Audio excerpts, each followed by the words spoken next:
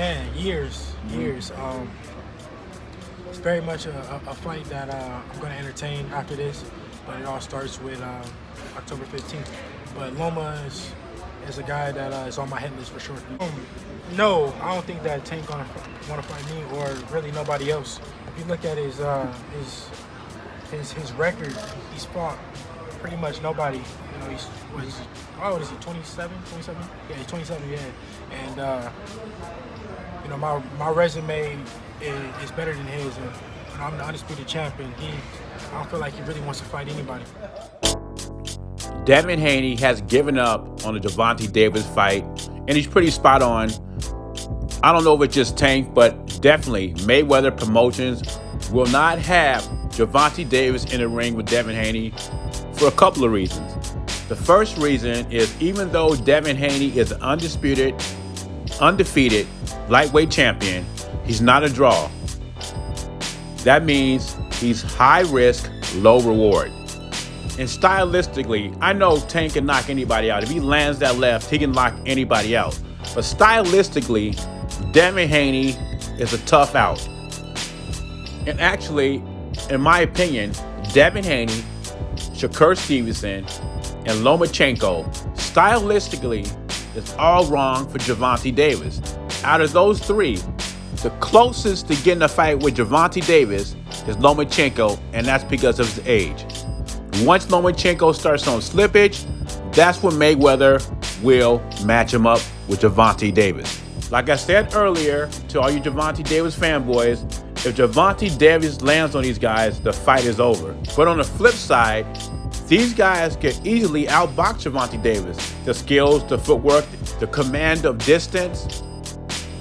If Gervonta Davis is getting outboxed by Rolly Romero and Leo Santa Cruz, these guys are levels above those guys. What's going to happen when they get in the ring with Gervonta Davis? Mayweather does not want to find out, and that's why these fights will not be made. And this is why Ryan Garcia has admitted that he doesn't want to be in fights with these guys because they're boring. That's what he says.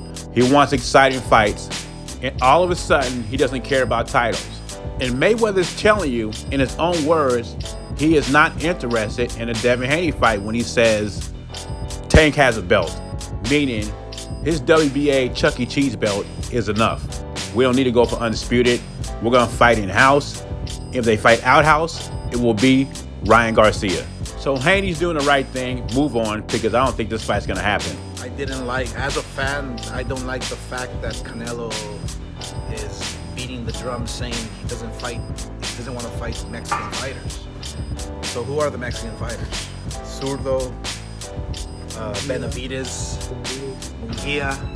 These are guys that are going to bring it to him, that are going to throw a lot of punches, that are going to be active, that are going to be, throwing combinations, that are going to have, that are younger, that are... It's not... I don't really understand it because, when you're the best, you just fight the best no matter what. Yeah, I think that any Mexican fighter out there that has a name, that has a record, that has a world title, can be very dangerous for him. De La Hoya feels there are 3 young Mexican fighters that would give Canelo problems. But I do agree with one thing he says. Champions to fight the best that are out there. Not just Canelo, Tyson Fury as well.